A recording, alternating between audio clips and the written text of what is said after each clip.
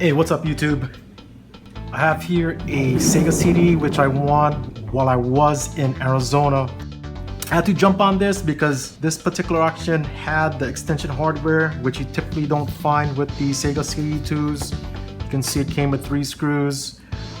This extension plate that holds this extension piece on for the side here, and also this holding plate that comes with, again, these consoles. I paid $24.50 plus $8.93 shipping, and since I had this shipped out to Arizona instead of Hawaii, I saved a whole bunch on shipping. The condition is pretty good. You can see here, no big scratches, no major gouges. This one actually uses I believe this is a Samsung laser pickup, and you can see the spindle tray is not wobbling, so that's good. And there's no damage in the interior here like I've seen with some Saturns.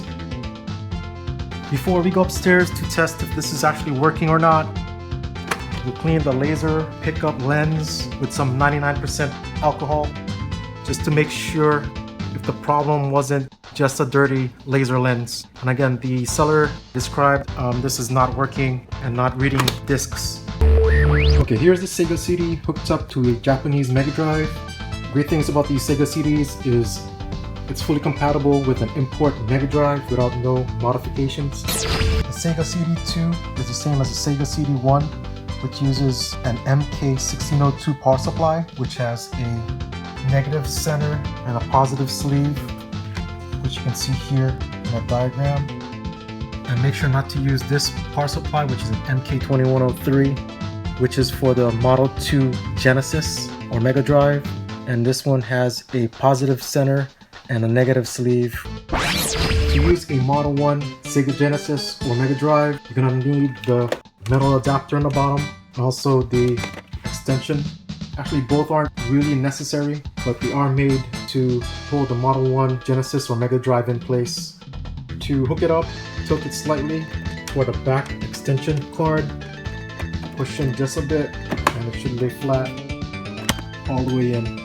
I have both consoles hooked up to FrameMeister via RGB cable, and what I have inside is a copy of Final Fight, the Japanese version.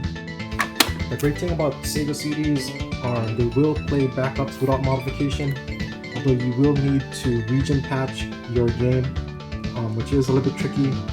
I will make a future video on just how to patch your Japanese Sega CD games to play on US hardware. Let's see if this booger works.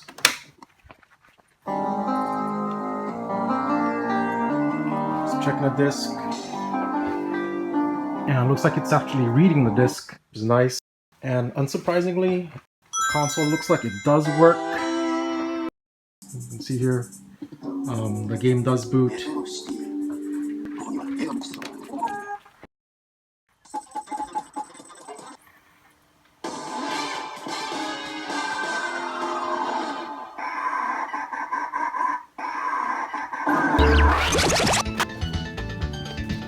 Looks like we have 6 screws.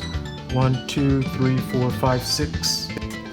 Again, this is my first time tearing down a Sega CD2.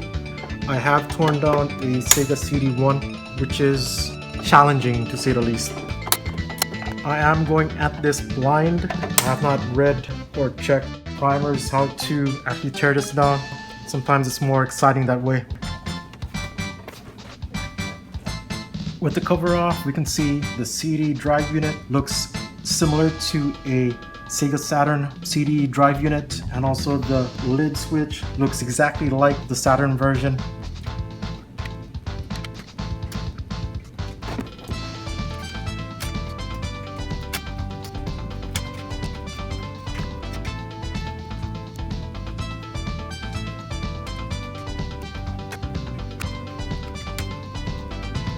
Again, I'm going to use some nitrile gloves so I don't get my oils from my hands onto this material here that will stain. And you can see the handprints all over this shielding. To take off the CD drive assembly or the CD drive unit, there's 2 tabs, looks like, for this RFI magnet.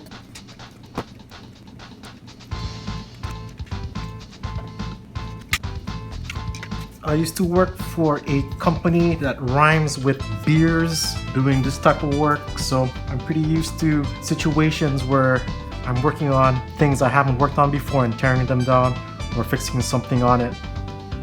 And you can see with this one, that's why it's a good idea to open up your consoles that you do get, and you can clean them out of like some nasty stuff like this bug here. You're watching the Sega Holic.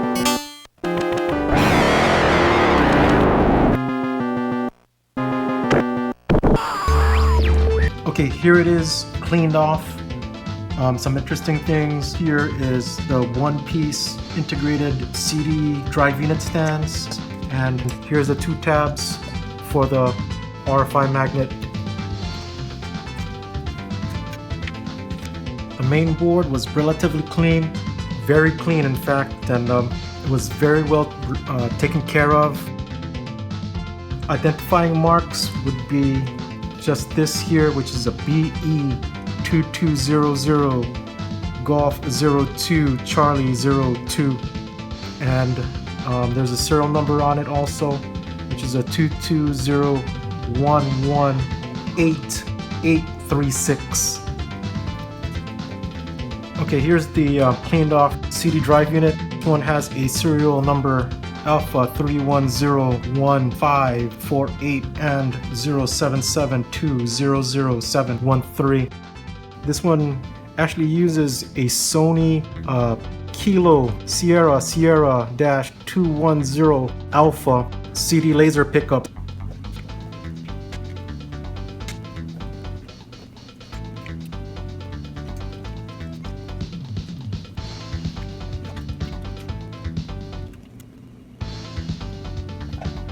Unlike the Saturn CD drive unit cover, this one has 3 tabs, 1, 2, and 3.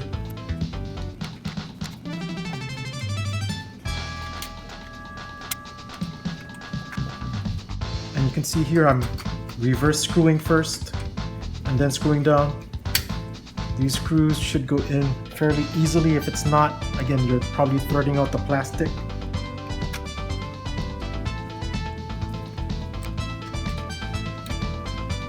And I will break down the upper cover. Those screws are for the oil dumper.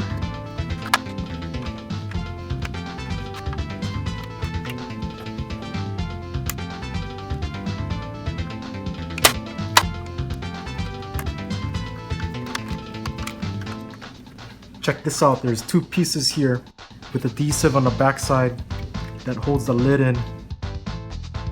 You can see the adhesive right here. It's actually just kind of peels off. And this lid here, you just have to flex it this way to get them out of the holes here. In fact, the lid button here only flexes on this plastic piece here. These pieces here snap off, but I'm not gonna try and snap it off because I might break the plastic, so I'll just leave these on. This piece doesn't look like there's a tab holding this in for the light lens, so I'll just leave this on also and just clean this off. Okay, before I put this back together, I'm gonna put some silicone grease on the pivoting points here on the lid, and I'm not gonna tear apart this lid here. I'll take apart this magnetic tray holder or CD holder for the spindle tray. It's because again it's held in by these tabs here, and I want to break the tabs. Again, I'm using Shinetsu silicone grease.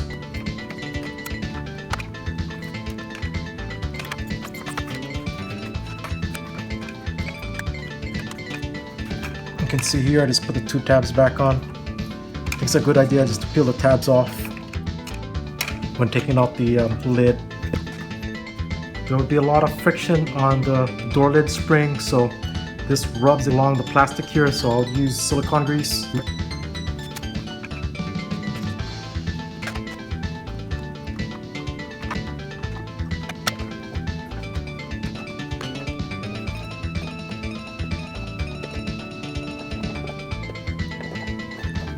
And one last cleaning for the exterior. I'm going to be using magic eraser again.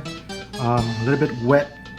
What you don't want to do is rub too much in one place, because it is going to leave a shiny spot. So let's go over it. Do not go on glossy surfaces too, like here. It's going to make that really dull. But essentially what this is for is to remove scuff marks. See here, slight scuffing, and also stubborn stains.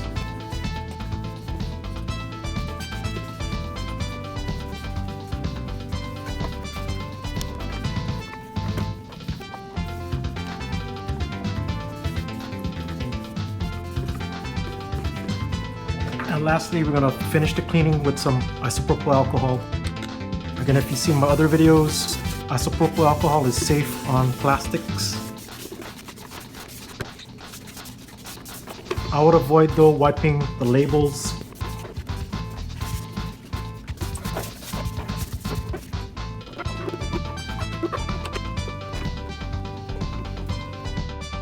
And before I go, I'd like to thank everybody who subscribed. We're up to about 180 subscribers. From a huge jump in about a week's time from the last eBay rescue video. And I'd like to say again, mahalo, and see you guys. Aloha.